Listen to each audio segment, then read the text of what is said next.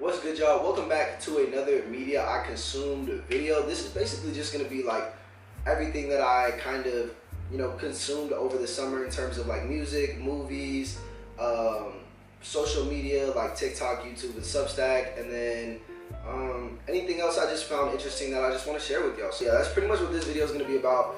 I'm gonna just chat about things that I was interested in, and yeah, I apologize that it's a little bit dark. The lighting is just like not ideal for this setup really, but it doesn't matter because it's really about more so what I'm talking about than if you can see me or not. And let's go ahead and get right into it. I know that I'm gonna start with the music. All right, so for music, I'm just gonna kind of go over again just some of my favorites from this summer. So last month, being the month of August, I kind of had a like Leon Thomas kick for sure. Basically, I never listened to like the Mud Deluxe when it came out.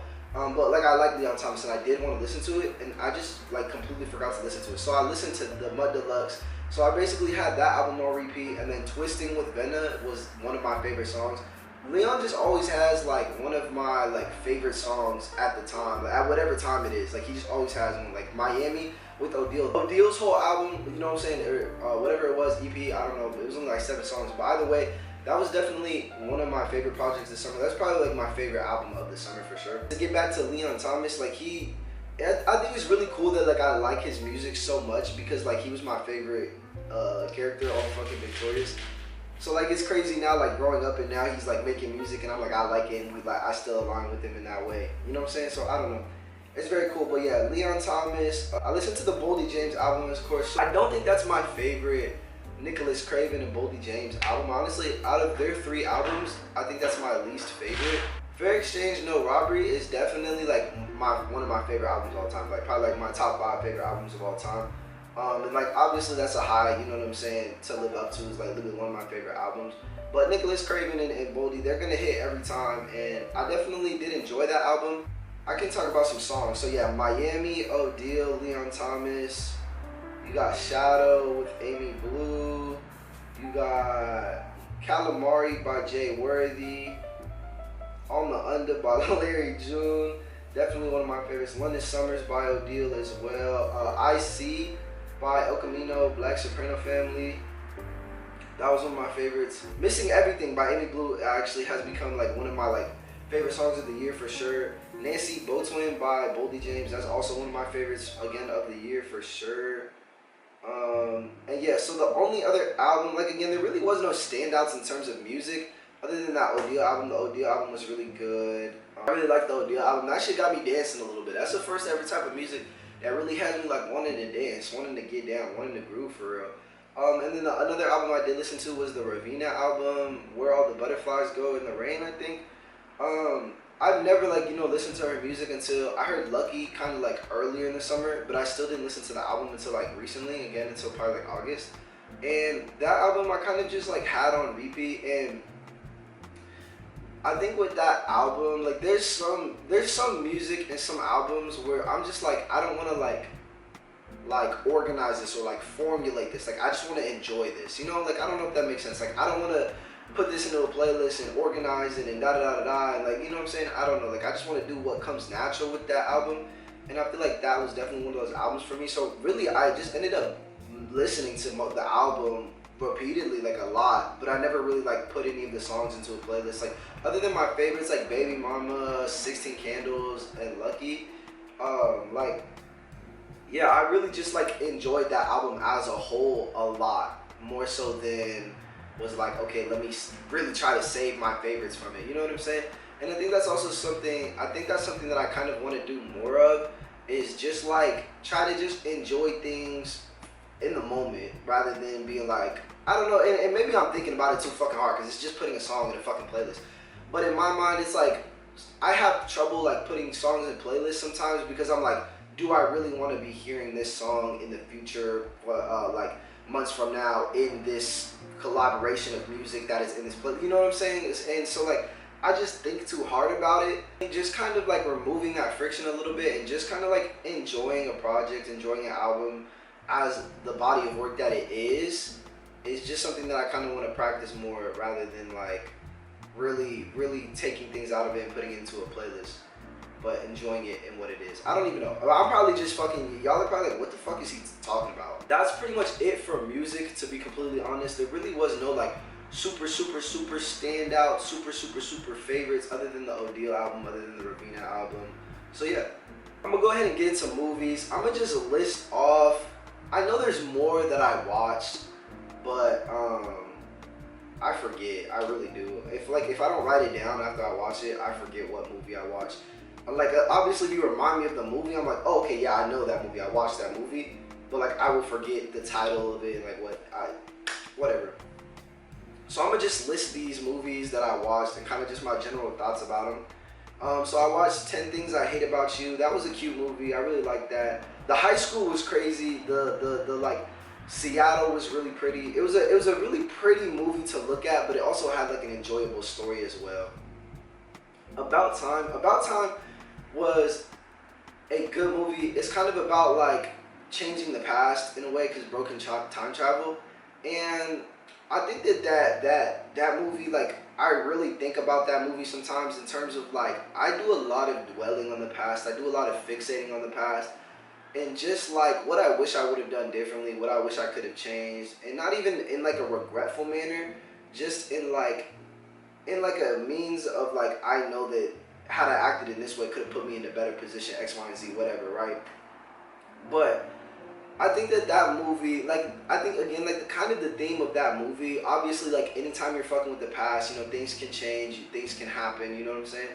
And they can affect your present day, affects your situation. And I think what I took away from that movie is like, you're living the life that you're living because it's the life you're supposed to be living. You're where you are because it's where you're supposed to be. You're going through what you're going through because it's what you're supposed to be going through. In the end, it's going to work out. You're living the life you're supposed to. The things that you are fixating on or wanted to go a different way didn't go that way because they weren't supposed to go that way. You know what I'm saying? You're living the life you're supposed to be living because things went the way they were supposed to go.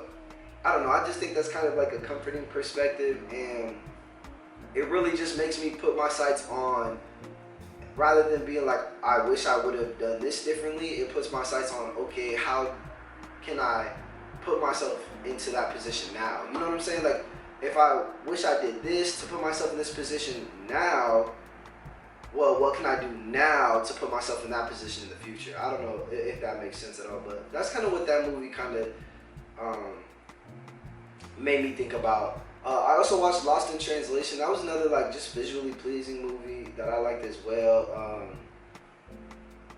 John Wick 4. I actually watched all of the John Wick movies in preparation for John Wick 4, but I never watched John Wick 4. And when I realized that, I was like, I need to watch this shit right now. So I liked it. I like all the John Wick movies. I need to watch the Ballerina one and the new one. Like, I need to watch all of those. But yeah, I watched Sacramento, which was just like a funny story. And what Sacramento made me realize, I don't mean to like go into each of these fucking movies with like, oh, this is what but I don't know. What Sacramento made me realize, and it has actually nothing to do with the film, but it's just like, I feel like in today's media landscape, like we see so much of the same things, so much of the same IPs, as they always say, you know what I'm saying, the same names being reused. It's a Cinderella, it's a Lion King, it's a part 2, it's a part 3, it's a part 4, nothing is original in terms of like the things we see in the big media landscape when it comes to movies. You know, it's just because people recycle stories. The big companies want to recycle stories that they know are safe, that they know are going to make them a profit, which makes complete sense. But I think some people may interpret that as like there are no original ideas. There are no original ideas within this world. There are no original ideas in the things that we do. But like, this movie made me realize, like, I don't know, there's just so many stories to tell, and there's just so many ways to tell those stories. I feel like, yes, technically we may technically run out of original ideas. Like, nothing will ever be like, maybe nothing will ever be like completely new out the ass, which I don't necessarily believe in. But there's so many ideas, there's so many stories, there's so many things in this world, and that people haven't shared and that people have shared, that like if people are creative enough to, you know, take their own interpretations of things and add their own whatever and make something original, even if it was a pre-existing story in some way, like there's just so many stories to tell. Like, genuinely, there's just so many ways to be creative. And I don't know. It was just it was just like, I guess, like refreshing, damn near. But I mean, that's what I'm saying. There's a bunch of movies like that. There's a bunch of movies like that coming out, and it's more so just like not the mainstream stuff. And you know that what I was speaking of was more so in terms of mainstream. But either way, to say all of that, like it really just made me think. I was like, wow, like I don't know. There's just so many stories to tell. There's so many there's so many stories to tell. There's so many ways to tell stories, and I feel like if you just put the right people in the right positions, things are gonna feel original. They're gonna feel new. They're gonna feel fun. We're gonna be hearing new stories. You know what I'm saying? And yeah, that's kind of just my perspective. I watched the movie Together. That was really the only horror movie I watched during this time, and I usually watch a lot of horror movies. That was a good movie. I really liked it. It was funny. It was good. It was a good balance between funny, horror, anxious, like, you know what I'm saying, all the feelings that you're experiencing. I feel like there was a really good balance between that. The Photograph, okay, hold on, nah, let me talk about Trust first. Trust was ass. The Photograph was a really, I don't even remember, to be honest, because the soundtrack, bro, so the photo, basically, I heard in London off of the soundtrack. I heard London way earlier this year, and I've been wanting to watch the movie since I heard the soundtrack because Lakeith Stanfield is one of my favorite actors, and so I've just been wanting to watch the movie, right? But like literally, like I was just there for the soundtrack. It was a cute little story, but like I was just there for the soundtrack, and it was cool because I didn't want to listen to the soundtrack until after I heard the movie because I had only heard London. So I heard London, and then I watched the movie now. I heard London forever ago. I watched the movie now, and then I listened to the soundtrack after. The soundtrack is by Robert Glasper, and there's a lot of jazz on there. On the actual soundtrack is jazz, and it's Robert Glasper. But in the movie, the songs used, oh my god, I know one of them was that one Ari Lennox song. I'll put it up there because I don't remember what it was. And then I think there was another, like, I don't remember if it was D'Angelo or I don't remember who it was, but there was one where I was like, oh my, I love this song. I just started singing the song. So like, I don't know. I just really liked the soundtrack to that movie, and it was an enjoyable movie. But yeah, I think that's enough about movies. I'm gonna go ahead and get on into the next subject here. Okay, so basically, I had 2 YouTube videos saved that I wanted to talk about. I'm gonna talk about this one first. I did a mental detox for a week, and this happened by Grace Moon. I really like her videos. Her videos are just like delicate, they're kind, they're calm, and they're motivating. And it really like calm. Like I don't know. I like this type of motivation. I like this type of motivation where it's kind of like another person is just kind of like holding your hand, damn near like walking through life with you. You know what I'm saying? It's not like in your face, get the fuck out of bed, get up at 6 a.m. Like I know that's like a real different type of genre, but I feel like when people speak on motivation, it's always super high energy. And I feel like this type of content can be super motivational. It's just in terms of like, bro, like I'm here with you, we experiencing life together, we're gonna grow together, we're gonna figure it out together. Like I think that's the most important thing is I don't really know what I'm doing, but I'm gonna figure it out. I know you don't really know what you're doing, but we're gonna figure it out together.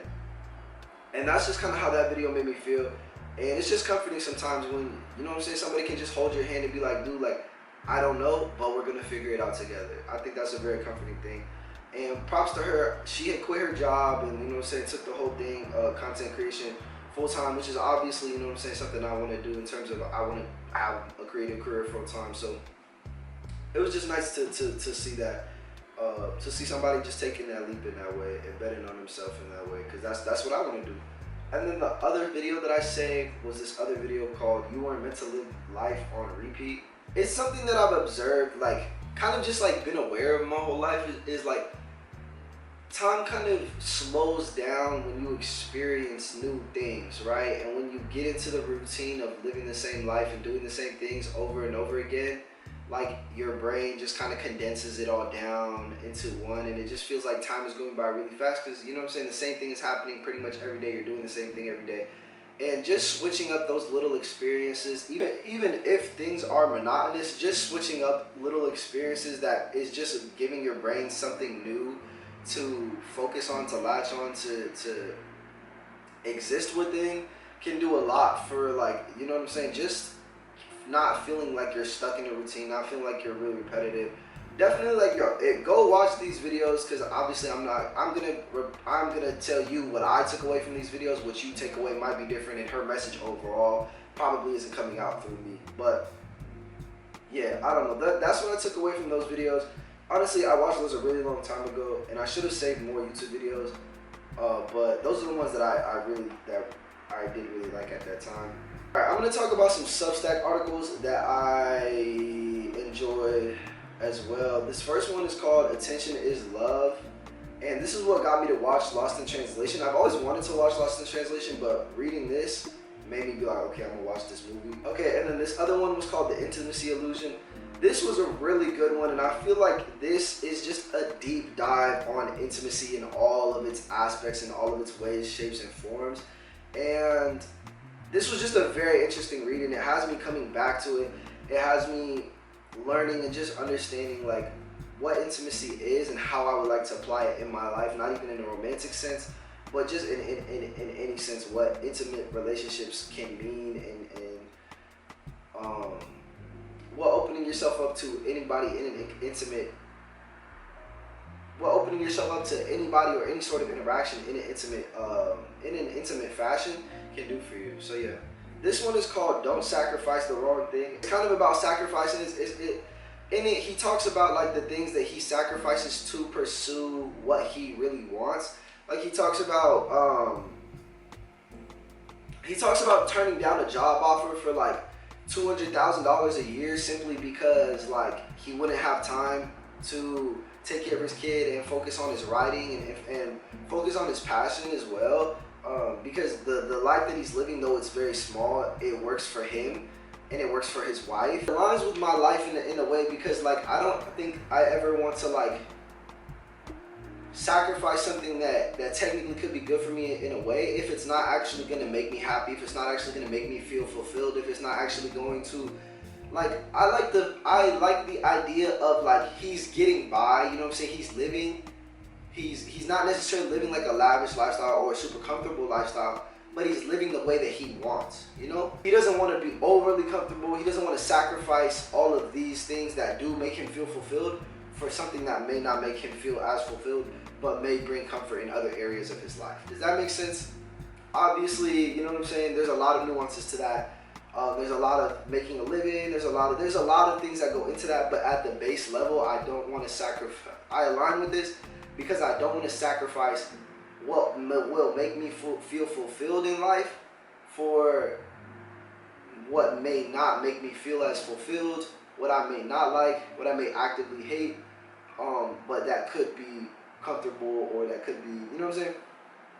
I feel like y'all get what I'm trying to say. This one was interesting. It's definitely something that people preach, but it's also something I feel like I've noticed within myself.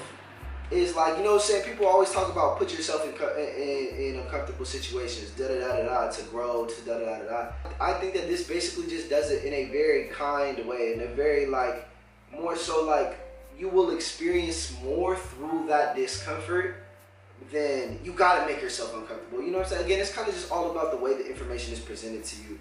And I feel like this is definitely a matter of information being presented to me in a way that I align with a little bit more. And then let's talk about this last article real quick. So this one is called "The Art of Waiting." This one was honestly, I feel like I try to prioritize and act upon patience, which is why I clicked on to read this. But this was just literally like a photography thing, and it's just kind of like it's very beautiful visuals, and it shows you know what I'm saying, the art of waiting, the art of patience, and how patience can pay off. And I think it's just a good reminder for like to be patient with life, to be patient with ourselves. Not everything is going to come at the time we want it to, but if we stay patient and we understand what it takes to get there, it's going to happen. And yeah, so the last two things I want to talk about are just these TikToks. Basically, this guy and everything that I see of him, like I would stand behind, I would promote everything that like he talks about. I definitely like, I really appreciate the things that he says, and they're just good reminders, but they're also good teachings in a way. But I linked to this video specifically because it came at a time where like I feel like I was starting to see things in kind of a negative perspective, and I was kind of starting to forget the person that I am in terms of like I want to be somebody who like no matter what is going to be on the positive outcome of things, who no matter what is going to see the positive, no matter what is going to live for the positive and do his best to be intentional about the positive becoming a real thing, right? And I think that this just came at a time where it was like I was starting to just be negative about things.